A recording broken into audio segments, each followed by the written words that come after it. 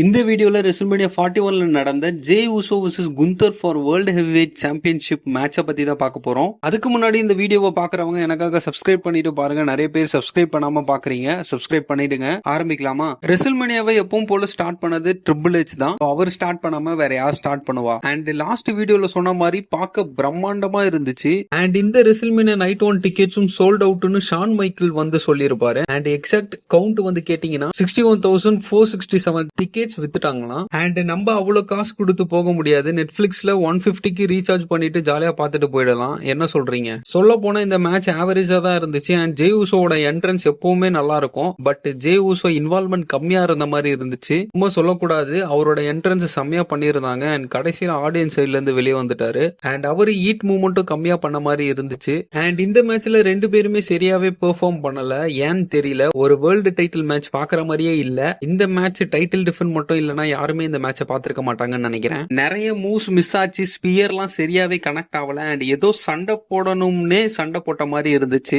And குந்தரும் கொஞ்சம் wait போட்டுட்டாரு. அதனால என்னவான்னு தெரியல, சரியாவே ஃபைட் பண்ணல. குந்தர் பெல்ட்டை வச்சு ஜேவை ஹிட் பண்ணிருப்பாரு. அண்ட் குந்தரோட மூவ்ஸும் ஜே உசோ போட்டிருப்பாரு. அண்ட் அது அந்த அளவுக்கு எக்ஸைட்மெண்டா இல்ல அவரு போடும் போதோ. அண்ட் கடைசியில ஜே உசோ குந்தருக்கு சப்மிஷன் போட்டு கிவ் அப் பண்ற மாதிரி மேட்சை முடிச்சிருப்பாங்க. என்னதான் ஜே உசோ தி நியூ வேர்ல்டு சாம்பியனா இருந்தாலும் அது அந்த அளவுக்கு கொண்டாட முடியல. இந்த மேட்சுக்கு லைக்ஸை விட டிஸ்லைக் தான் மறுபடியும் ஜே உசோ வாங்கியிருக்காரு. அண்ட் இதுல WWE தப்பு சொல்றதா இல்ல சூப்பர் ஸ்டார் சரியா எக்ஸிக்யூட் பண்ணலன்னு சொல்றதான்னு தெரியல. அண்ட் இதெல்லாம் எப்படி ஜே உசோ ஹேண்டில் பண்ண போறாருன்னு வெயிட் பண்ணி தான் பார்க்கணும். அண்ட் ஜே உசோவோட பிரதர் ஜிம்மி உசோ வந்து அந்த மூமெண்ட்ல கலந்துருப்பாரு. ஒரு ஹாப்பி நோட்டோட இந்த மேட்சை முடிச்சிருப்பாங்க. அண்ட் ஓவராலா இந்த மேட்ச் எனக்கு ஓகேவா தான் இருந்துச்சு. உங்களுக்கு எப்படி இருந்துச்சுன்னு கமெண்ட்ல சொல்லுங்க, நானும் தெரிஞ்சுக்கிறேன். நம்ம நெக்ஸ்ட் வீடியோல பார்ப்போம். அண்ட் முக்கியமா எல்லாருமே மைண்டையும் ஹெல்த்தையும் நல்லா பார்த்துக்கோங்க. பாய்.